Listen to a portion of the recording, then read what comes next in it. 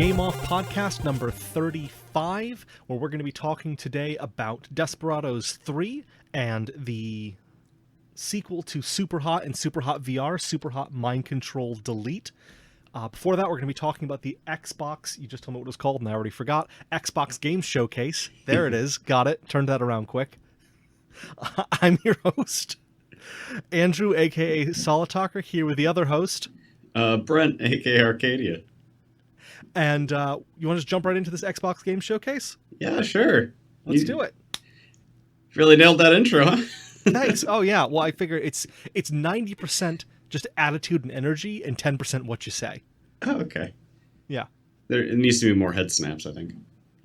Yeah. Oh, I was doing them. You couldn't see them because head snaps aren't good for radio. Yeah, the flaw of our medium. So, Xbox Game Showcase? Yeah, that happened today. Yeah, that was we're this is topical. This is quick. We're talking about things the day that they happen. That's new for us. Yes, yeah, and hopefully this will release and soon thereafter. Yeah, there was so just the premise of the show. It wasn't any talk about the hardware whatsoever. About half the show was first party games, and the other half was like console exclusives or timed exclusives. They weren't necessarily clear on that, but I think they did say that every game on the show was going to be part of Game Pass. I think they sort of did themselves a disservice not saying that before, because like I think that just sort of like slaps even harder every time they premiere a game. It's like, what? This is also on Game Pass? It was sort of just like a quick aside at the end of the show. It's like, oh yeah, that was all those games are on Game Pass. If you didn't put that together, it's like, well, we didn't. But yeah, a lot of great game announcements. Anything stick out with you? Well, speaking of the Game Pass thing, before I saw the announcement, because I was watching it delayed, before I got to the point where they announced State of Decay 3, I saw the tweet from the Game Pass Twitter account saying that State of Decay 3, Christ, I can't get that out, was going to be on Game Pass, and I legitimately believed that State of Decay 3 was a game that had already been released and forgotten about, and was now just making its way to Game Pass. Like that was just I probably won't check it out.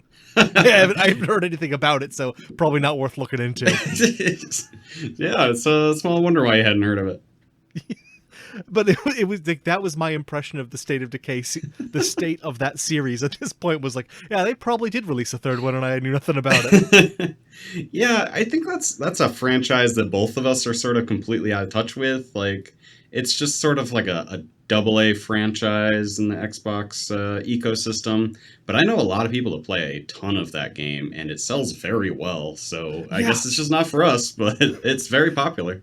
I played a bit of the first one, and it was like, I had fun while I was learning about it, and then once I understood everything it was capable of, it was like, oh, okay, alright, I'm done. Yeah. So I don't actually like these mechanics. Goodbye. When there was the possibility that you still had more to show me, I was all in. But then I was like, oh, that's all. Okay, that's all right. Cool. I get you. And that's kind of how I still feel about it. Is like I'm interested to see what else. That's 100% it. Like, you, as long as you have more things to show me, I'm there. But once I've tasted everything on your menu, it's okay. So there's other menus down the road I can try. I've had everything here. You know, one of the things that I was actually really hyped about was that little Fable teaser. Yes. Yeah, the Fable teaser really got me. I didn't think they'd actually finally announce it, especially at the very end of the episode, the show. Yeah, it was a quick CGI trailer. It looked cute, looked great in the vein of Fable. Have you played all the Fable games? Not the one that I've played all the ones that were Fable games. I didn't play like The Journey or whatever it was called. Oh, okay. I didn't know if that was a dig at 3 or if it was a dig at like Fable Legends and The Journey and whatever the card game. Okay, so I played Fable 1, 2, 3. Was Fable Legends just the remaster of Fable 1? No, that was the Anniversary Edition. Okay, I played that one. I didn't play Legends. I didn't play the Connect one or whatever it was. Yeah, Journey. Yeah. So I played the mainline Fable games, and So, I liked all of them. so They all have their what do you issues, want to but see from a Fable reboot then? Since you know the franchise pretty well. I what I loved to see with this, as far as I could tell, was that Peter Molyneux had nothing to do with it. The ideal scenario. Yeah, and not because I have something against him. I think he's made some cool games in the past, but just it ensures that my expectations of the game will be correct. And I like the idea that there's a company that who I can't even remember who the hell was making it. Playground games. Playground Games, yes. That they are used to making a game that has a certain scope and meeting that scope, rather than a very ambitious game that has a lot of systems that don't feel fully fleshed out because they just couldn't get it all done, like the entire third act of Fable 3.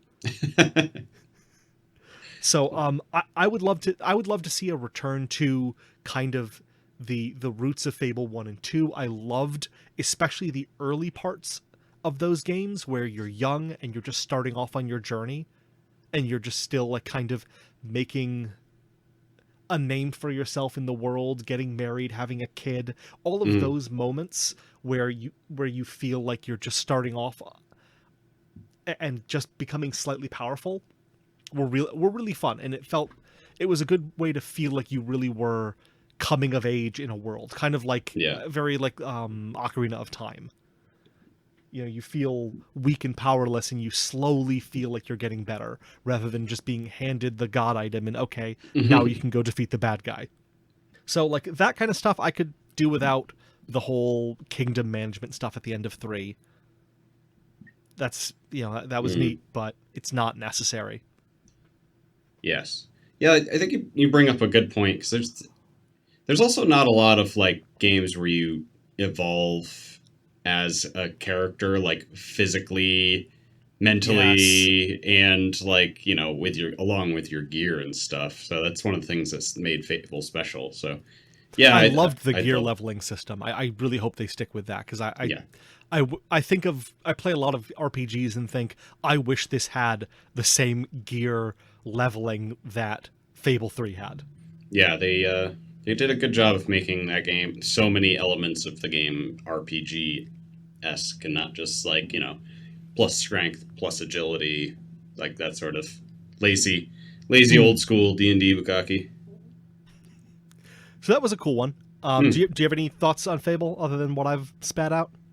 No, yeah, I think as people have noted, it was one of the worst kept secrets in the industry. I think it was pretty much confirmed about 50 times and leaked like for the last 2 years, and they just refused to give any sort of announcement. This wasn't even a big announcement. It was just like a quick CGI teaser. It's like, it's coming. You know it's coming. We know it's coming. It's coming. Stop talking about it. We can all stop pretending like it's like we're all like acting like it's kind of, you're very good. You can talk about it. Yeah. This is a much better state for them to be in. It puts them in like closer to what Sony does, where they'll announce a game 15 years before it's ready to be released. But it buys them goodwill as long as they know the game's actually going to come out. Which I think Microsoft has gotten dinged on quite a bit, and rightfully so. Yes. But like, I guarantee Fable's going to come out in one form or another. So it's a safe thing to announce. Yeah, I mean that's kind of one of their tentpole. I mean, that's their big RPG series, isn't it? Do they have another one? Yeah, I mean, I guess Outer Worlds, because technically, actually, I'm not 100% sure. I'm fairly sure that Obsidian owned the rights to Outer Worlds, so after the first one, Microsoft will have the publishing rights for it. So, and whatever else Obsidian is working on, actually, not whatever else. We can talk about Unavowed or Avowed? Unavowed in a minute. No, it is Avowed. Fuck. Yeah, but it pretty much just Obsidian and the In Exile games. Those are their big RPG studios. Oh, right, In Exile. Yep. Yeah, and those are both like hardcore RPG studios. Like, they didn't go out and buy I don't know, like, actually they might buy like WB games. I'm sort of thinking like RPG like games, like Shadows of Mordor. They bought like two of the most hardcore RPG studios in the world. That's because they're for real gamers, bro. Yeah, apparently. Yeah. I I saw someone reference today's showcase as the gray hairs talk about games. Like, well, that's mean but true. Yeah. There's definitely a mood that goes through a lot of these games. Yeah. Not necessarily themes, but atmosphere, an aura that runs through all of it. Yeah. We did skip over Halo Infinite. I wasn't going in any specific order. Yeah, well, that's probably a good idea to do, though. Yeah, let's talk about Halo Infinite. Yeah, Halo Infinite, I think I personally am much more excited now after seeing the gameplay trailer, especially sort of after 5 was sort of disappointing for me on all fronts. Like, I know it's very popular multiplayer, but I personally liked Halo 4 a lot more than that, and even before that I liked Halo 3, or Halo Reach was probably like the pinnacle of the series for me personally. So this looks more like the Halo that I love than the previous iteration, so I'm much more excited now seeing gameplay. Are you much of a Halo guy? That was traditionally a console game up until recently, so I don't know how much you dabbled with it. So I played 1 and 2 and 3 on Xbox, and I played 1 on PC when that came out, and then we were abandoned for a while on PC. Forsaken. Forsaken. That's the term I was looking for. Thank you. And then years later, actually last year, when they did the Master Chief Collection, I went and I played, I want to say it was Reach, through maybe 2/3 of that, and they're fine. I have a lot of fond memories of Halo, but it's something that in my mind exists in the past, just because it's very much something that I played then. Yeah, like a Madden game. Like not to say that all of the baggage that comes with those games, but just like I played Madden in high school and college. That was a game I played then. I don't really play Madden anymore.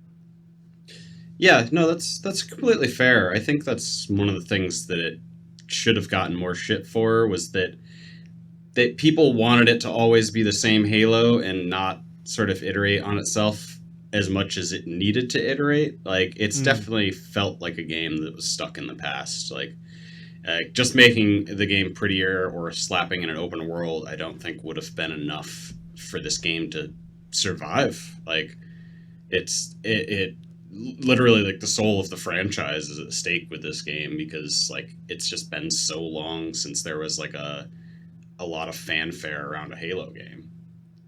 So it's interesting that they finally decided to add a lot of new stuff, like change just how the game flows and progresses with the open world, but also add like the grappling hook. Yep. Fucking most of the guns they showed in that trailer were brand new. I think they only showed like 2 old guns, and then you had like 8 or 9 new guns.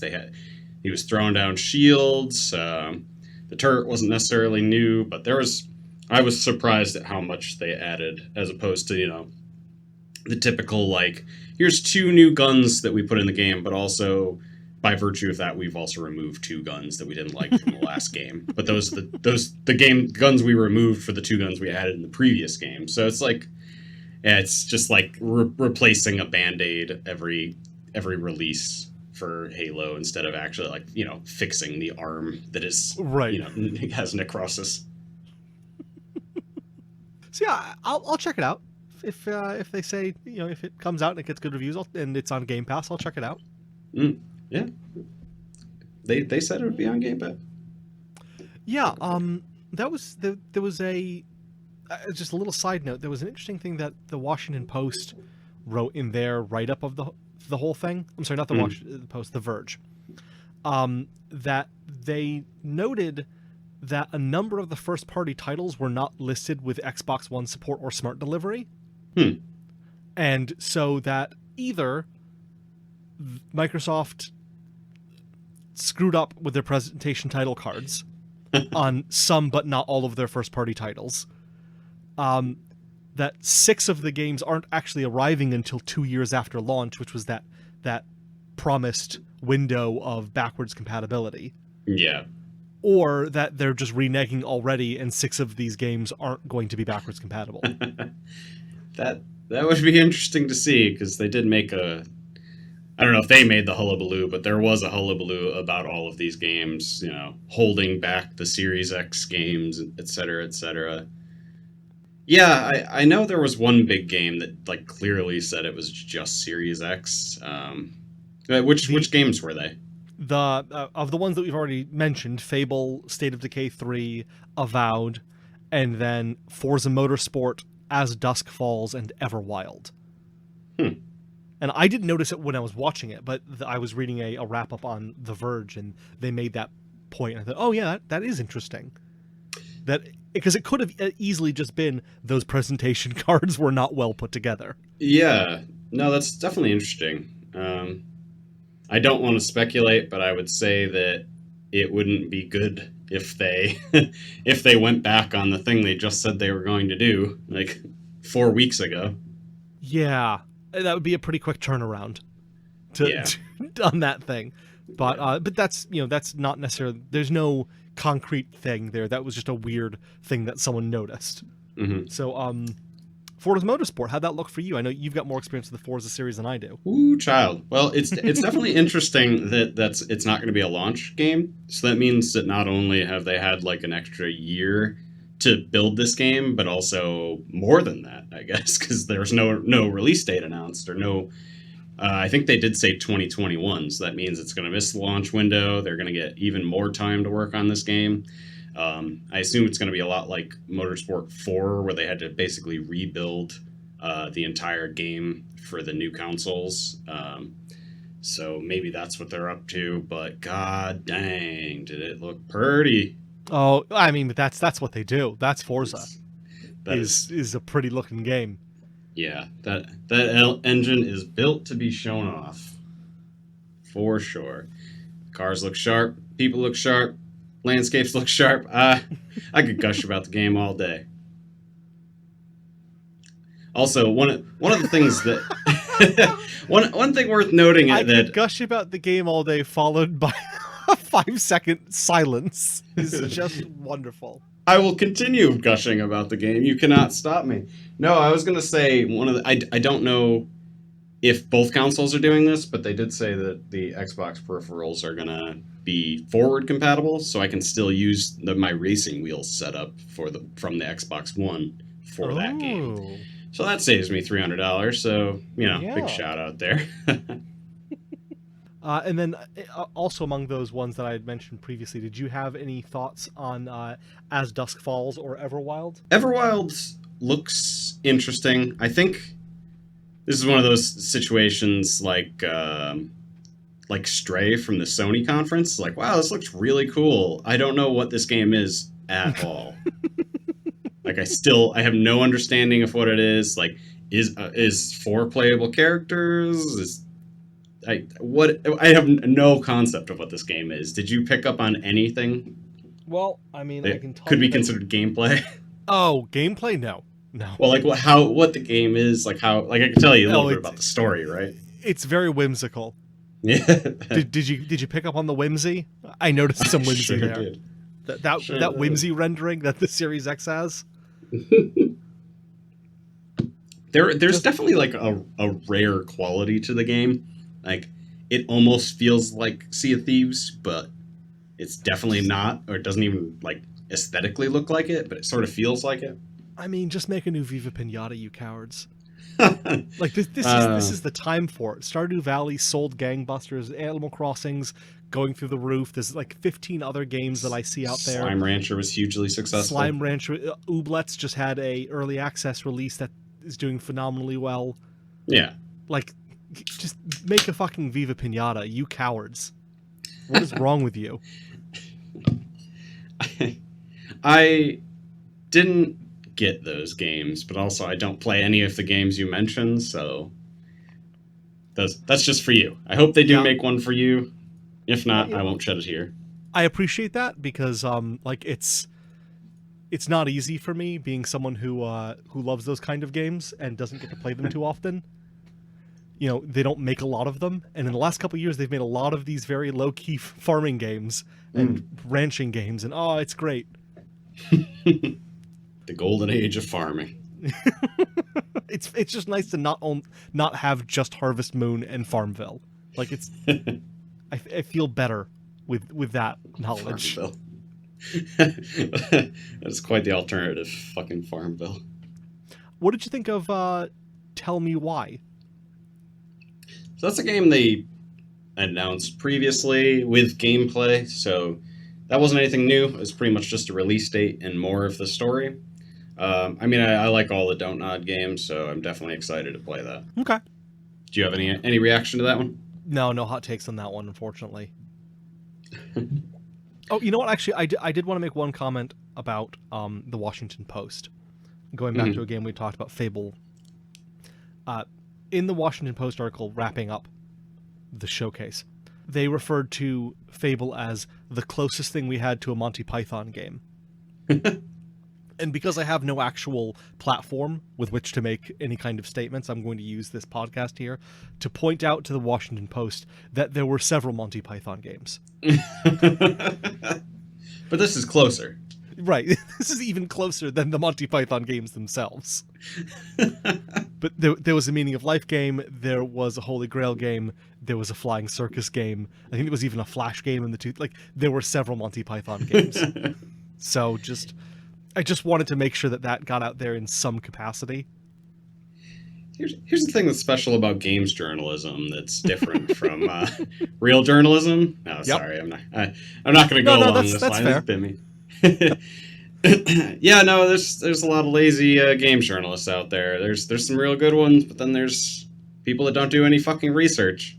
Yeah. And especially on like an industry that the average person takes a greater interest in than, say, like pharmaceuticals or something. Like, you have more fact checkers than not on a given day, so I don't know why you wouldn't just do a quick fucking Google search and, prove yourself wrong.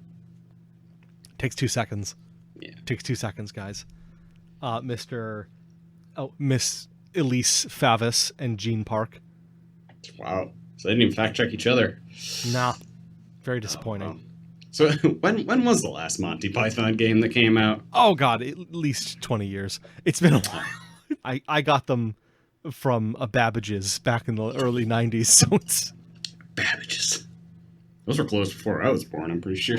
Babbage's was great. They were... Babbage's and Funko Land were the best names in all of games purchasing. I can't speak to whether or not they were better stores. I was a child, but telling my dad I wanted to go to Babbage's or Funko Land felt very exciting.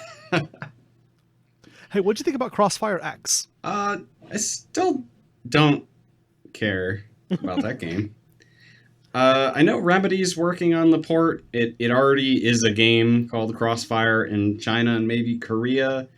It just is a shooter, from what I understand, and it's popular. I don't know if it's going to translate to the American fan base. I don't know what it is.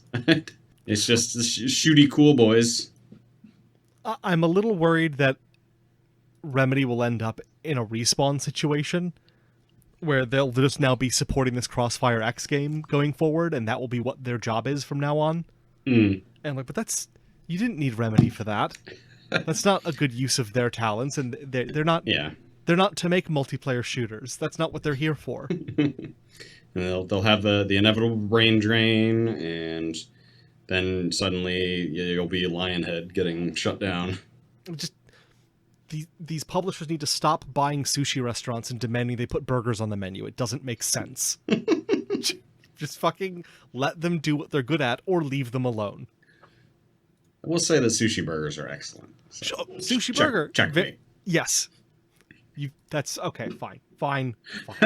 Checkmate, Andy. There's the dough. How about Senua's Saga Hellblade 2? Thoughts?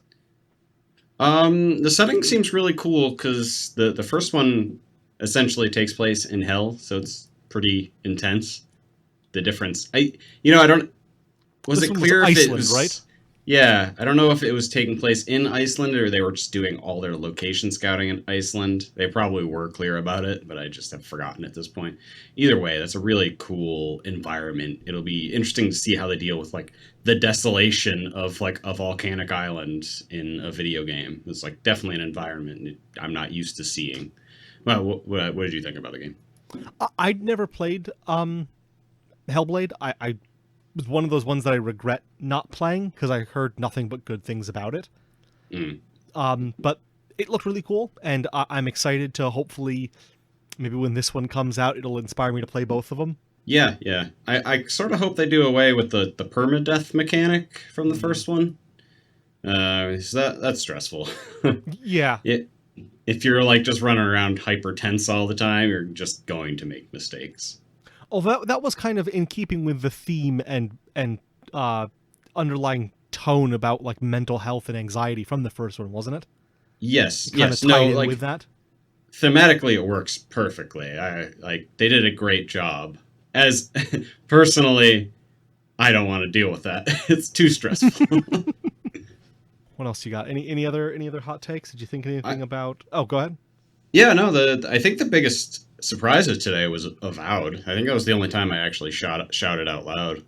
Obsidian had like quite a show today. First, they'd already announced they were working on DLC for Outer Worlds, and then Grounded has been doing really well in early access apparently, and then they premiered Avowed with a CG trailer that looks like, I heard someone refer to it as Doctor Strange in Skyrim, which I thought was kind of funny. But it looked excellent, and I can't wait to see what this game looks like in Engine. Yeah, that could be really fun. And they put out consistently good games. Exactly. Someone had said that it probably takes place in the Pillars of Eternity world. So now, because of that trailer, I'm more interested than ever in actually getting around to playing Pillars of Eternity, which I may very well do after my current game. Did you have any thoughts about that Warhammer Vermintide but in space? Yeah, that was the thought. It's like, oh, that's Vermintide but in space. I get it. Did you play Vermintide at all? No, but I knew it was Left 4 Dead but in Warhammer. Yep. And more frustrating because it was only melee weapons, essentially. Like, you gross. had range, but it was mostly melee you were dealing with.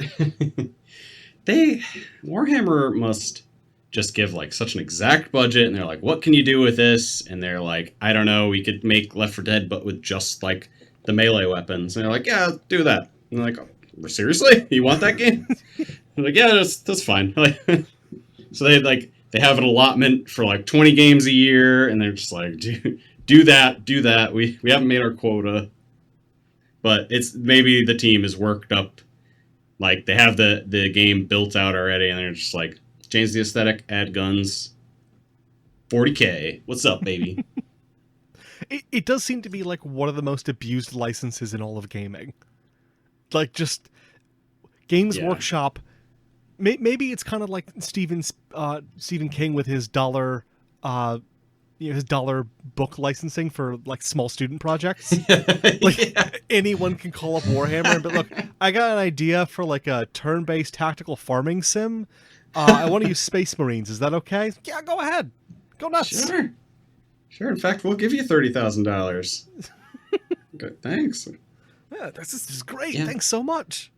Yeah, I mean, like, there's definitely like, not many of the games that come out under the Warhammer banner are like exceptionally good games. Like, there's a couple of good games, there's a couple of great games, there's a couple of okay games, and the rest are just sort of fucking mediocre. Yeah. So, yeah, if I was just breaking into the games industry, they probably would be the first people I call up. It's like, hey, I really want to learn how to make this genre, but I don't want to ruin the IP that I want to work on for the rest of my career. Can I use Warhammer? Fucking do it, baby. Can I make a Blood Bowl Match 3 puzzler? Yeah. Yeah, that sick. sounds great. Go nuts. You'd have a lot of shapes. Get the footballs, the goalposts, the blood. There you go. You have no idea about Blood Bowl 2. No, I don't. It's a football game, I thought. Yeah, it is. It is. I tried to learn it there you like go. twice, and I just one of those ones where you're playing through the tutorial, and the second tutorial ends, you realize none of that sunk in. I still don't understand what this game is or how to play.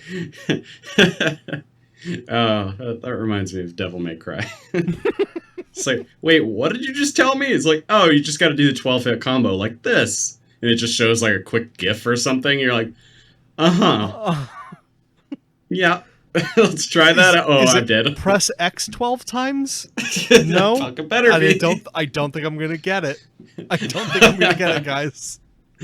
I'm not 13 anymore. I can't spend 4 hours learning this one combo. Unless it's going to one-shot every boss in the game. And even then, I probably won't. Yeah. Yeah, I think that covers all. There were other games, but I think most of them. One of the more interesting things was Stalker 2. I don't know much about that franchise, but there was actually quite a lot of hype after that announced. Do you have a take on that? I played a little bit of Stalker 1, and I had thought that Stalker 2 had been announced and then like kind of went dead. Ah. So maybe that's what the excitement was, that like everyone thought that game was dead and never going to happen. And now, surprise, here it is. So the Dead Island 2 effect. Just checking in once every 4 years. Like, yeah, it'll come. Really? Huh. Well, good for you guys. The other one that actually didn't surprise me, because I already knew about it, but just like the Psychonauts 2 stuff with Jack Black was just so on the nose. Yeah. For Double Fine. Yeah. I don't really have much of a reaction beyond that, but just like I saw, like, oh yeah, of course Jack Black's doing music. Yeah. I'd be surprised if he wasn't. Okay.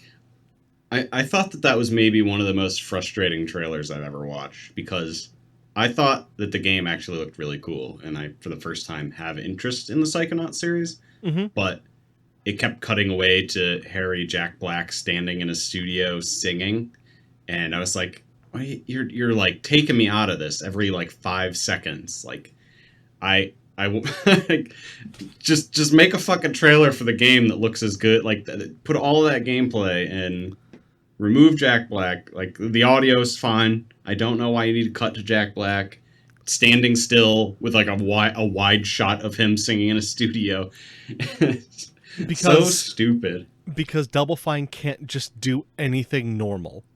Just make a game and then release the game and then be done with the game. Don't do anything weird. Just make and release a game. Yes, but they're the quirky studio. Yeah, but like they're like quirky in an extremely okay for corporate way.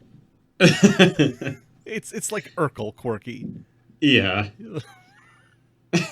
Big Bang Theory quirky. Yeah, it's like it's always so wacky, but like in a way that doesn't upset shareholders. Yeah, that is correct. Perfect analysis. That's all I got for the event. Anything you got? Anything yeah, you no, that covers it pretty much. I would check it out. It's like an hour-long showcase. I mean, we just covered everything, but you know, I feel like getting hyped about video games. Like, even if we dig on these every once in a while, like, I love just watching new games get premiered. So yeah. They said another event's coming soon. People are rumoring an August event to announce the prices and release dates. We'll see about that, I guess. Ubisoft Forward's doing their next one in September, apparently. I don't know why they didn't. Ubisoft, that's that company that has been recently alleged to have numerous and lengthy history of abuse of employees. That's that company, right? Yeah, nonstop. Okay. And all, the one that also for decades called women not marketable. Okay, I just want to make sure that we're talking about the same Ubisoft. Okay, good. Yeah, no, that's them. Okay. They seem chill. Yeah. All right. Hey, What's next on the docket? Do you want to tell us about Desperados 3? Yeah, why the fuck not? Desperados 3.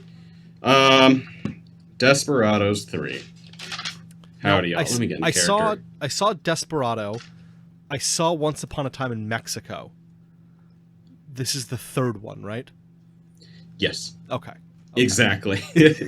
It's the sequel to Cooper's Revenge from 2006, and the original Desperados from 2002, I think. This was one of those properties that THQ bought in a bargain bin, and everyone was like, "Why are you buying all these?" And they've turned it into a fan-fucking-tastic game, I'm glad to announce. Holy shit. So I'm going to start this off by apologizing to Me Studios for not ever playing Shadow Tactics, because I always had an interest in it, but I never got around to playing it. After playing Desperados 3, I am such deep regret for not playing that game, because they're very, very similar. And I will explain what the game is now, because it is, again, right down my fucking alley.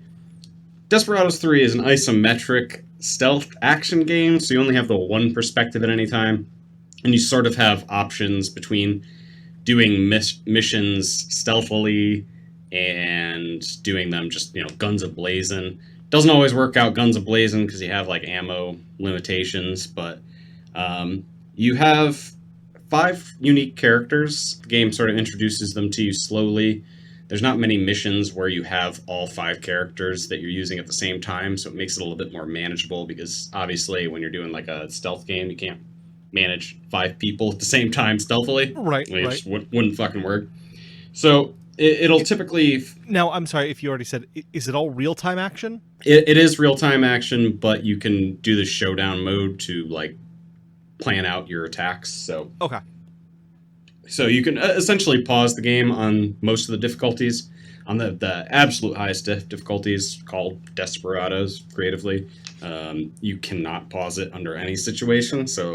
And I must say that makes it very, very challenging, because there are so many times where you just need to walk in between these 2 fucking guards, execute this other guy as a guard is turning away from the other guard. And you have to do it quietly enough so no one in the area hears, while also your 3 buddies are executing people across the yard, so that because they had vision of the guy, they need to be killed off so they don't have vision. But at any given time, there's always someone that has vision on one of the guards along the chain. Mm-hmm. So a big part of it is the problem solving mechanics of the game, and I think they sort of refer to this as a problem-solving game, because that's essentially what you're doing, is finding where the thread unwinds this whole sort of nightmare chain of guards just everywhere. Almost like a Hitman game?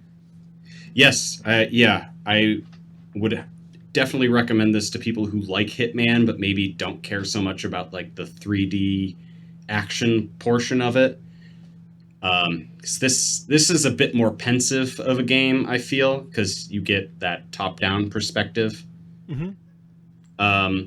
But once you find that thread, or sometimes there just isn't that thread you can pull, and that's when you have to utilize the showdowns I mentioned, where you pause time and set the actions for all 2 to 5 people, so that you can make sure that nobody sees you killing a bunch of guards. It has such a surprising sort of gameplay loop, where anytime you do actually kill just one guard, and any mission can have 100 guards, but every time you kill one and properly hide the body, it's the most satisfying thing. It's just I cannot believe I got away with that. Are you shitting me? So that's pretty much the gameplay loop, is you figuring out a way to get into an area. You don't necessarily have to kill everyone.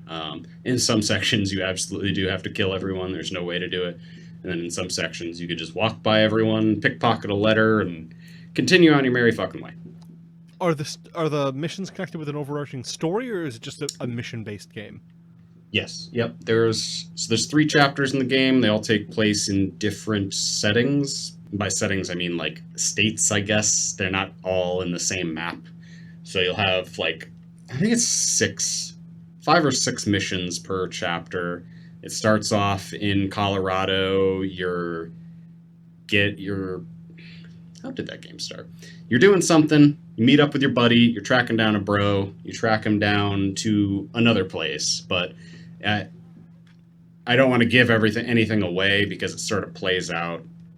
Um, I shouldn't say there's twists. It plays out really well and slowly throughout the game, so anything I say would be a spoiler. But there Okay, is like that's this fair. classic Western story where you're looking for someone, and the game's not clear even as to why you're looking for them until, halfway through the game. And I should also say the main character is, or the primary character is this guy named Cooper, who's a very traditional cowboy style guy. He has like three abilities, which is like distract with a coin, throw a dagger, which is like a silent kill from a distance. Obviously, if someone sees a dagger going to another dude's skull, it's not exactly silent. That's a dead giveaway. Yeah, exactly. So it's cool to deal with like a sound aspect and a visual aspect to the stealth. And there's 5 characters. Like I said, they all have unique play styles, very, very, very different between them. Everything from, distracting with a pretty lady to mind control with the voodoo girl. So you get a really wide array of play styles with the characters. Is anything carried over from mission to mission? Like, is there a unlock or progression system or anything like that you're going from thing to thing, or is it just like kind of like Hitman, like here is what you're dealing with, here's what you have at your disposal, everything else is the same as it ever was? Yeah, it's exactly like that. It's you start a new mission, and if you don't even start with like a disguise. So Kate would be the female who has that ability to distract guards with her looks. You first need to find like a disguise in the area. And so every time you go into a new zone, it's like, okay, where's the disguise? Like, how do I blend in this specific environment? And they do a really good job with that in a lot of other minor details, because it'll be a different disguise in each zone, so it doesn't feel like tedious. It's like, why didn't she just keep the shirt from last time? Like, this is stupid. It's like no, you're going into a brothel, so she needs to look like a bit of a she needs to look done up, let's say. Or if you're going into like a very ballroom. tasteful language there. Yes. So there's a lot of nice touches like that sort of justify some of like the repetitive qualities to the game. Okay. I will also shout out, while I'm on the topic, there's a lot of like, one of my favorite things about the game is like the dialogue can change dramatically from mission to mission. There's one mission where everyone like you went out celebrating at the end of the previous mission, and then you wake up hungover, and your team is just scattered across the town, like just trashed on like a random bench or like on top of a water tower, and you just have to like wrangle them all up and get out of the town before you get in trouble. And so all the dialogue changes from like, Kate will be distracting somebody. She'll typically be like, "Hey, sugar, like, how you doing?"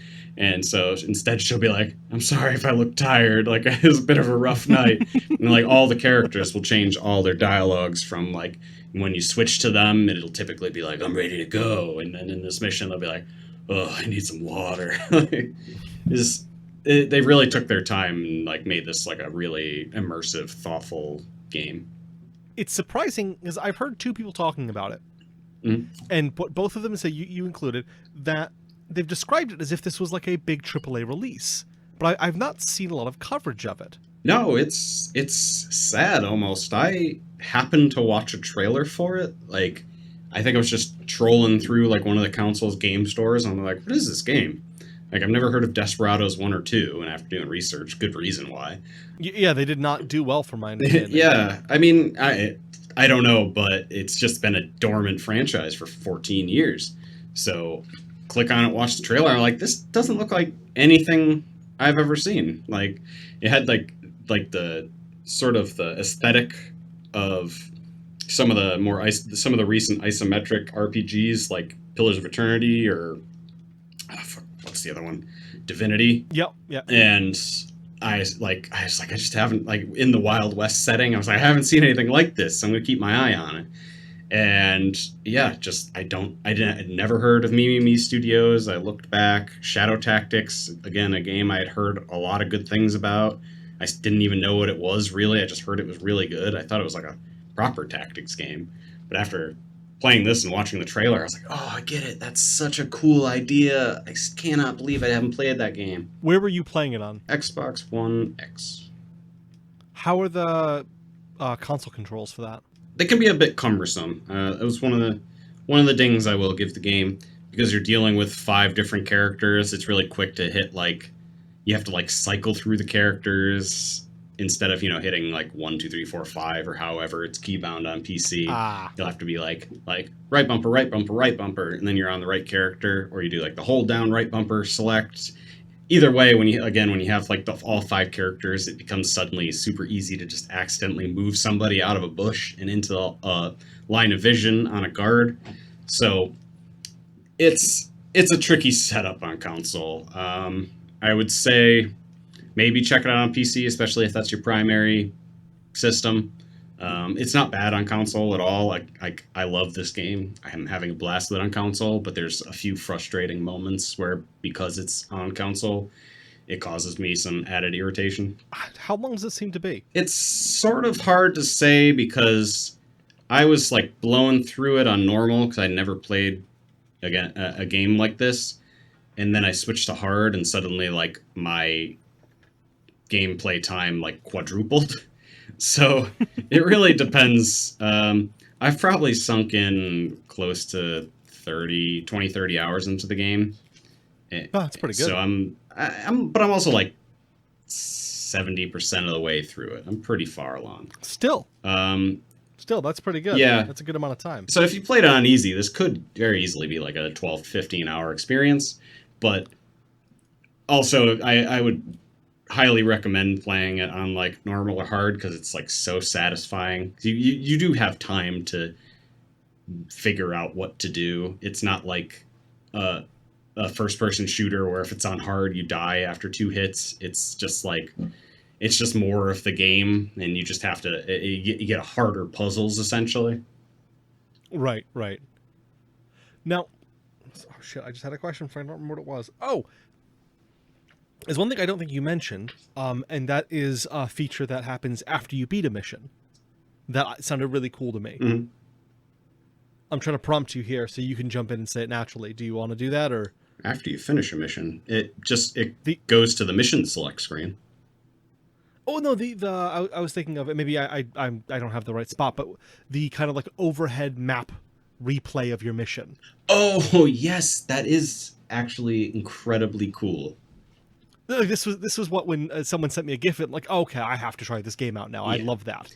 So you talk about it. Yeah, because it was like when I started on hard, I stopped watching it because like my gameplay time just like turned from 30, 45 minutes to like 2 to 4 hours. So I was like, I'm not going to watch this whole thing anymore. But yeah, the first few missions I like sat and watched, and I was like, oh yeah, that was a crazy part. It's like, oh wow, I can't believe I got away with that. Like, it's so cool. It's like, it's literally the exact same map that you just went through, but it just pans out all the way. And then you see everybody's little dots, and then you see like the lines you're taking as you're killing them, how you're killing them. And you have the independent lines for your teammates. It's very cool to get like that recap. It makes it all the more satisfying. Stuff like that in games sells me on it more than like, I think that was what also sold me originally on the idea of Super Meat Boy. Yeah, was watching that final recap of all of your clones running the level at the same time. At the same time, yeah. Watch 500 of them get mulched by the exact same blades. Like, wow, I'm terrible at this game. There was a racing game that did that as well. I don't remember which one it was. Might have been one of the Trackmanias. Maybe. Well, a lot of racing games have like ghosts that you can just turn on to. Oh yeah, but this was like a 20 or 30 at once that you were driving against. Like it was more than I'd ever seen. Yeah. Well, that sounds really cool. Is there anything that I'm definitely, this was on my list of stuff that to check out in the near future, but this is now essentially top of my list to check out in the near future, because it's everything I've heard from you and from one other person has made it sound phenomenal. Yeah. I guess I'd just add that like even though it's not a huge AAA drop, or maybe because it's not a giant AAA drop, people will see the $60 price tag and maybe balk at it because it's a franchise I've never heard. But my God, like the game is there. Like this, it's such a tight experience. There's so much value, lengthwise, experience-wise, quality-wise.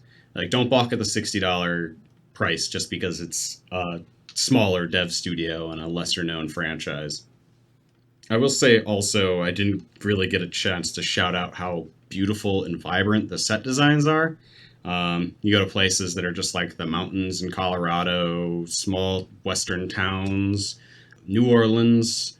Like, it's just unbelievable how, like, beautiful and colorful all these environments are that you can just pan out and look around on the map at any given time and just gasp in awe.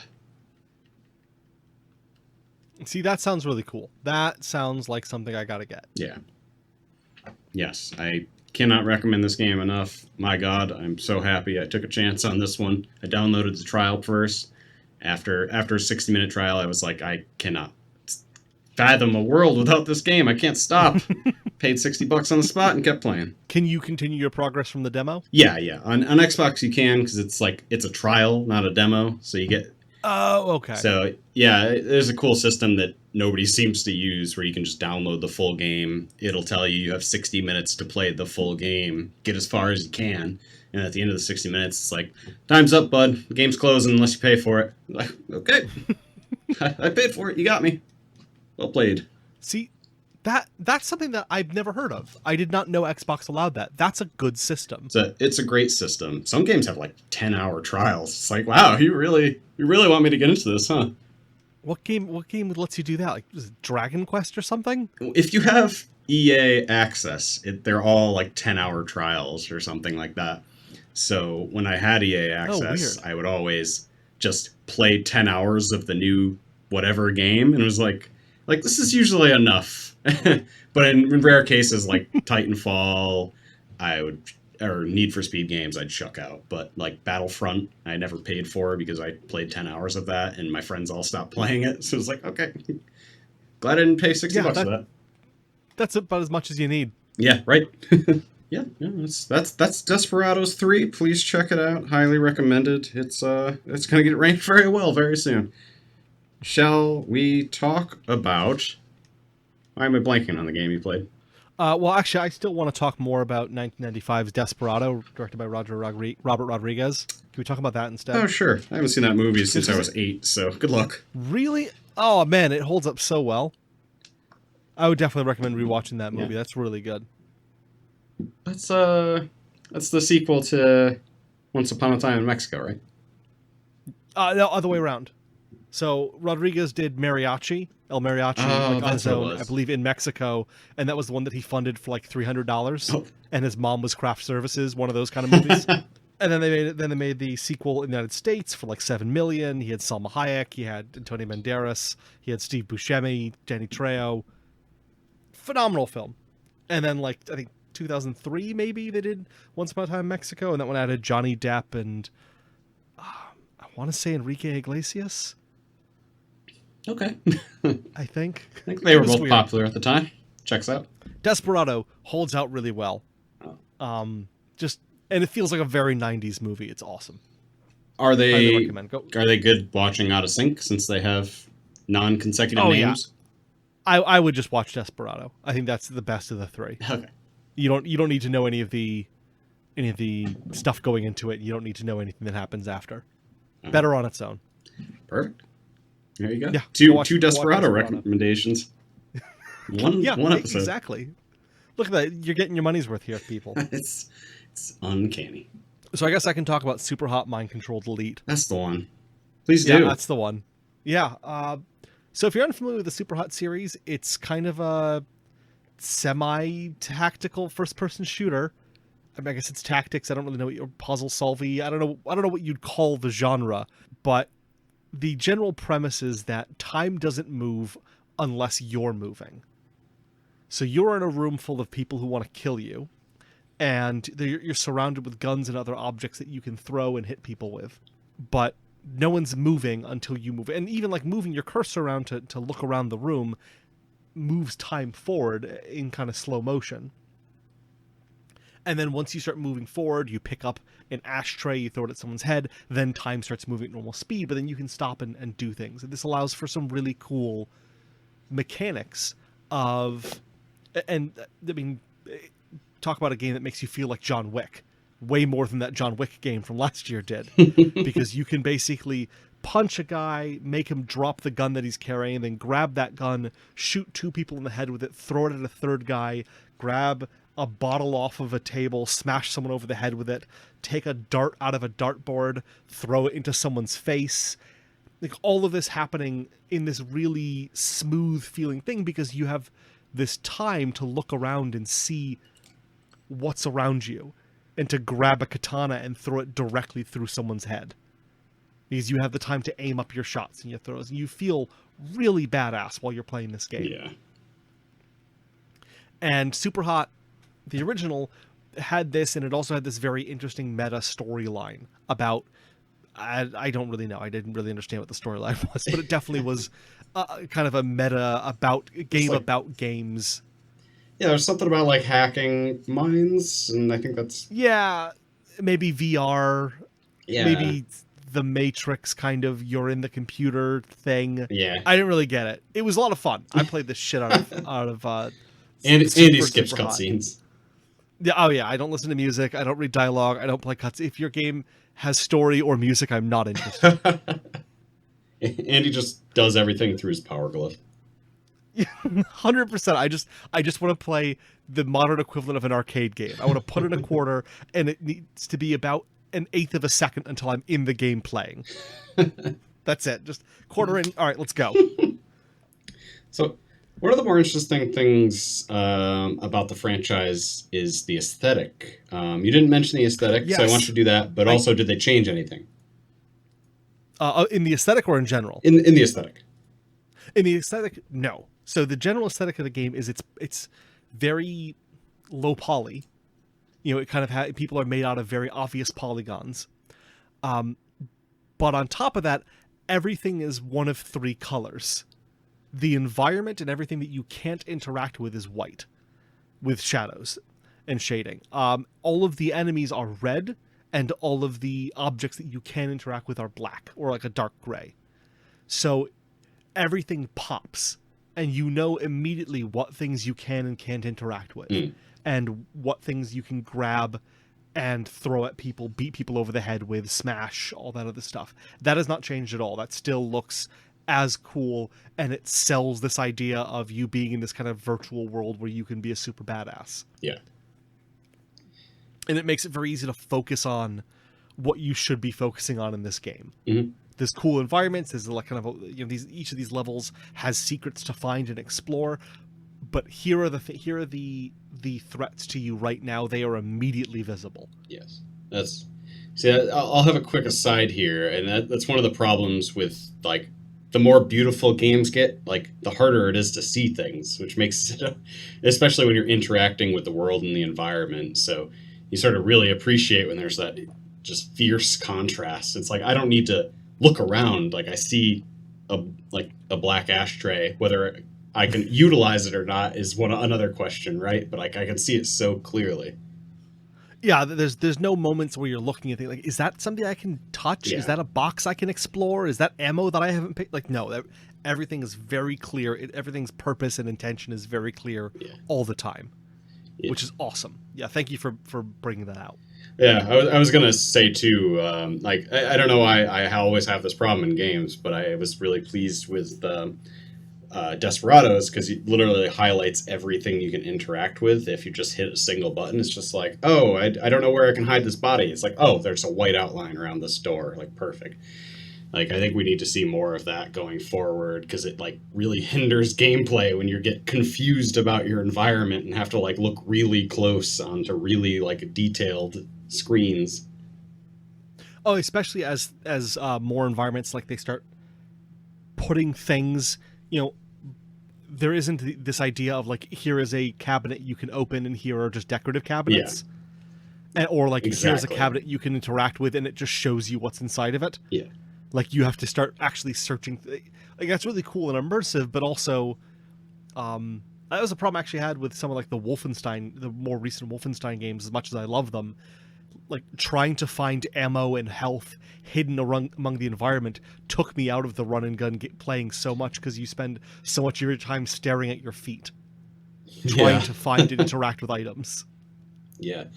Yeah, Shadow Warrior, as I played one chapter of recently too, did a really poor job of that, where like every fifth cabinet would be interactable, and you would only know when you ran up to it and put your fucking forehead against it, and were like, "Talk to me, cabinet. Do you have any goodies?" Please reveal your secrets to me. Yeah, but I mean, like we saw, like even 10 years ago, like Uncharted had those like yellow painted ladders and shit. Like, it looks stupid in the environment. It's like, who's painting all these yellow? But you're ultimately grateful to know where the fuck you can climb and stuff like that. But I think there's just more organic ways to do that, and every single game needs to adopt some form of that. But total tangent. Let's get back to your game. Yep. Yeah. So that's the general idea of what Superhot was. They made a VR version, which is supposedly fantastic. I've not played it, but I know people who have played it regular in VR, and they've said that VR feels even better than the original. Oh, I have feedback here. I am a proud owner of Superhot VR. I didn't enjoy the original game that much. I liked it. I thought it was cool. That's like the perfect VR game, though. Oh my god, it's made for VR. It makes so much sense.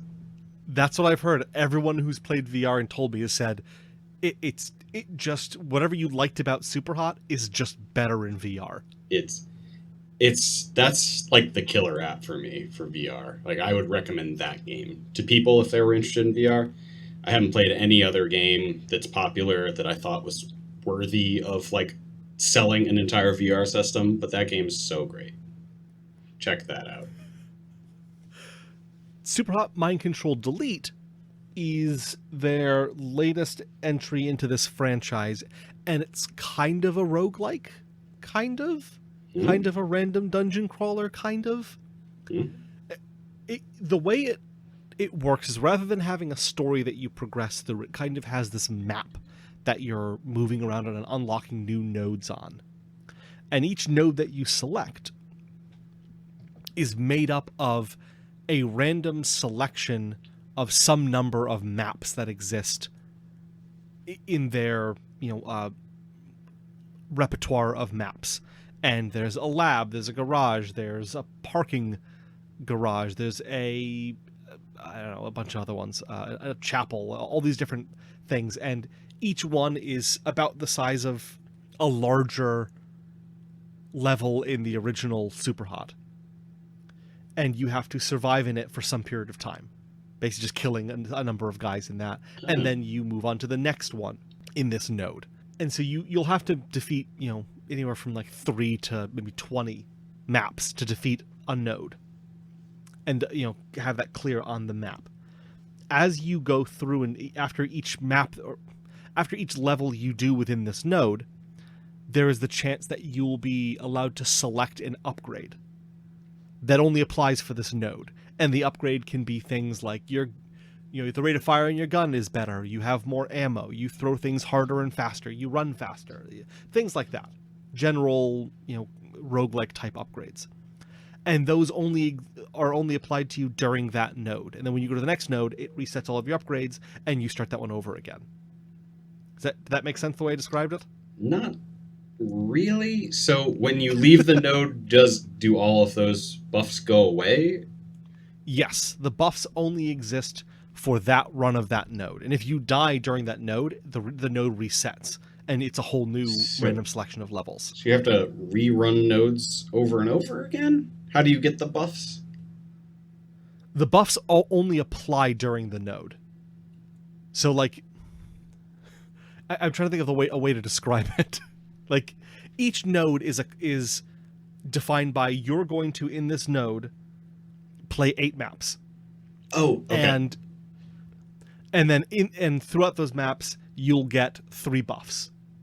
And that's kind of like your playlist of maps and buffs that you're going to get. So And if is you it just can, like random modifiers, or do you earn them throughout the 8 maps? as so in between certain, so if you have those 8 maps, you might get 3 opportunities, in between maps to select a modifier, Okay. and you'll get to choose one of 2 modifiers each time. Okay. So it'll give you a pair, you can choose them, and as you're unlocking more nodes, you're unlocking more modifiers that go into the pool for the next time you go into a node. Cool. So you start off with 10 that you could possibly have, and then I'm on, I think, the 4th floor. I don't know if they're even called floors, but the 4th set of nodes. And I think I'm now up to like 20 or 25 potential modifiers, plus 3 or 4. Like, they have these idea of baseline modifiers that, like, when you select to play the node, okay, I'm going to start with just more base health. Or I'm going to start, but I now have this ability throughout the whole node where I can charge at people. It's kind of weird, but it works. And because the maps are so quick to play, it's, like a minute or 2 to do each one, it doesn't feel as repetitive, the fact that you're playing the same 20 maps over and over again. Especially as, like, you can spawn in one of 8 places on each map, and the enemies spawn in randomly, and there's different types of enemies, and the enemies get progressively harder. You don't as much feel the, I've played this map 60 times already today. Yeah. Kind of like when you'd play, like, Counter-Strike or something. The rounds are so quick that you don't really care that this is the 3rd time you're playing Office. Yeah, right. That's interesting. So yeah, it's well done. So when you say you see a lot of the same maps, is it always like the same starting point, or does it like procedurally generate anything on the map? Like, do you appear at a different point and then it sets enemies at random spots? Anything like that? You start off at one of, I think they're predetermined. They seem to be predetermined. One of 8 different spots that you can start on each map at random. And the items on the map are in predetermined locations. But the enemies, there's like 3 or 4 doors that enemies can come in. And the enemies come in from the doors at random, and the enemies are holding different weapons and of random weapons and are of random type. Okay. So there is a decent amount of variation. But you will learn these maps, and you will learn what item, because each map has like items that are unique to only it. So like there's one that you're in a painter's art studio, and so there are certain painting related items that only exist there. And so as you're learning a map, you learn, okay, I can't stab someone in the face with a paintbrush. It doesn't work. It just breaks. So you kind of learn those parts of it, and that strategy for each one. And that's it. You just keep going through those and keep playing and unlocking nodes. So, as someone who has played a decent amount of the first one, didn't beat it, you're not selling me on this game? Can you think of any way? Could you sell me on this? Can you think of any way to sell me on this, or would you not bother? It's tough because, and one of the things that's worth mentioning is this game was free if you owned the original, which I think is a very weird proposition, because I would have bought it. But also, I think I like it more than I would have had I bought it. Yeah, that's sort of what it sounds like. It's just an experiment that they had, and they decided to release, and they weren't confident enough in like its selling power, I guess. And that maybe they'll just make some money on the side, but they wanted to, just get it out there. Yeah, there's a lot of new stuff in it. The modifiers and the new items and the new playstyles do add a lot to the game, but lacking the story and lacking linear levels, it also feels like you lost something.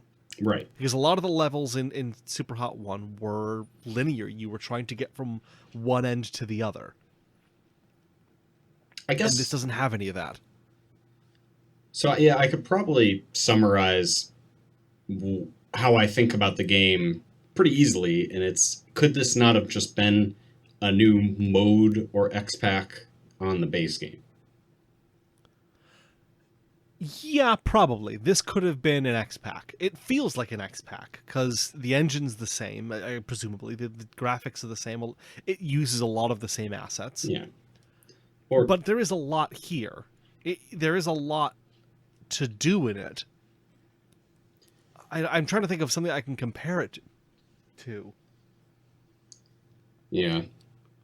Yeah, I have to imagine that it was just like they hoped the momentum of a new release would sell more, but they didn't want to, screw original owners that would see this as sort of nothing more than a title update, because that's sort of the vibe I get. Yeah, I mean it's been very well reviewed. Mm, I've not seen anyone really complaining about it, but it is just kind of like an update of the endless mode that they had back in Superhot. yeah. It's a lot of fun, and I was someone who nearly 100%ed Superhot and was still desperate for more Superhot. Hmm. So getting this is great, but it also isn't. Like it's very hard to figure out how I feel about it Yeah. because everything's really tight and it's all more of what I wanted. But is it? What's the actual price tag on this? I don't even know. It was 15. No, Good. 25. 25. Whoa. 25 is too much money for this. Well, there you go. That's a Yeah, that's a value problem for sure then. Yeah, I think $25 is too much for this game. I don't even know that I would say, like, if you've never played Superhot, this is the one to get. Right. You're still getting I just think- Superhot, but a different mode. I think if you'd never played Superhot and were looking to play Superhot, barring the VR version, which I've never played and so I can't speak to, I think I'd tell you to buy Superhot 1. Okay. Yeah, I think that's the core of what I wanted to get to. So Superhot 1 is still the quintessential non-VR Superhot experience. Yeah, I think so. I think that's where I'm at. I'm not 100% sure. As I'm saying it out loud, I'm also like trying to understand what I believe. But It's a deep question. Faith is a complicated topic.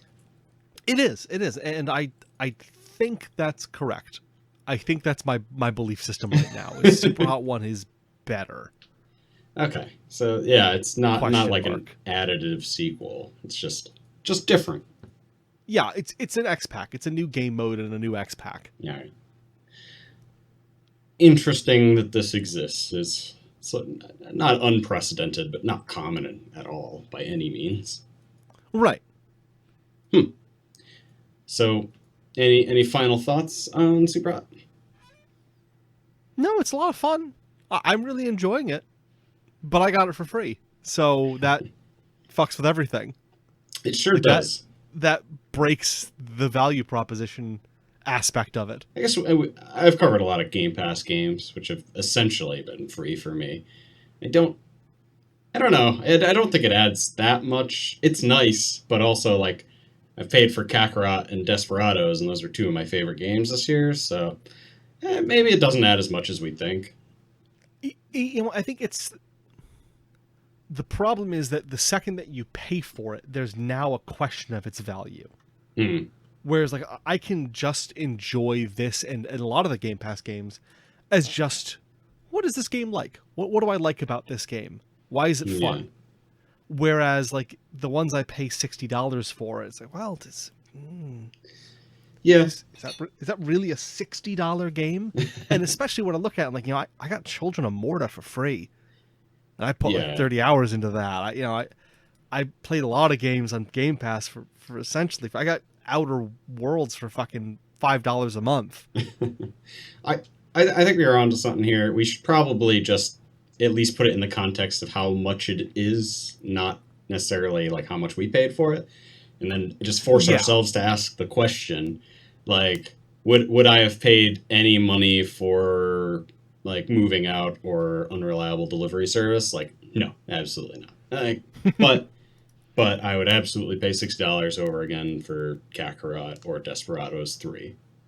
So yeah, so $25 you've already established, not worth that money. What would you say the price point on this game is? I think that this is a fun $10 to $15 game. Okay. I think if you can get it in that ballpark, you're in a better place. I think you'll be happier with your purchase, Okay. especially if you've played Superhot before. If you've already played Superhot 1 but somehow didn't get this for free because of, I don't know, some kind of reason. Anti-maskers. Because of anti-maskers. Like, yeah, I've deflated since I started talking about this. Sorry, man. No, it's just you made me confront a lot of hard truths. Well, yeah. That was like most of what I was curious about the game, is like the existential question of why this game and what this game and who this game. So, yeah. Sorry if those were draining questions, but I definitely got the answers I was looking for. And you broke me, which you were able to do as well. So yes, I've also captured your spirit in a Pokeball. Yeah. I'll summon you at a later time, bitch. Careful, you're not the first to lay claim to it. There's a long line. Okay. All right. Ready to rank some shit? Let's rank these bad boys. Where you think Superhot mind control delete? Mind control delete. I'm thinking this is going to hit number 6 above Animal Crossing Elderborn, which every time I look at this list, I think, oh shit, Elderborn. God, that game. Every time I look at this list, that pops back into my head. So right below Streets of Rage 4 and right above Doom Eternal. So 6 out of 9. So that's... I mean, there's good games on this list. Respectable. Yeah. Still top 10. It's still top 10. Technically, you cannot take that away from it. Okay. I'm going to place Desperados 3. And I know this is going to blow your mind. Right at number fucking 1. Above Gears Tactics and Dragon Ball Kakarot. So, yes. This is the best absolute new release game I've played this year. And by that I mean I've also played Persona 5 Royal, which is just like a super edition of Persona 5, which came out 4 years ago. And that's also great, but doesn't qualify. Desperados 3, best new game of the year for me in going into July. Oh God. I forgot to do a message from our sponsor. It's never too late. Never too late. Okay, so again, message from our sponsor. Let's suppose that you're writing a really important email to a colleague, or a post on Facebook that all of your friends will see, or a paper for your English class that you have to get an A on, or a resume for your dream job, or a message to your crush on a dating site. The point is that you write important things each and every day, and whether you're an English professor or an English learner, we could all use a second pair of eyes to help us make sure that we're putting our best foot forward. Enter Slotsy, a dice game made by me. Slotsy is a fun dice game that you could play instead of doing all of those things that I just listed off to you. Slotsy does not help you with your grammar or improve word choice, but it is good for playing dice games.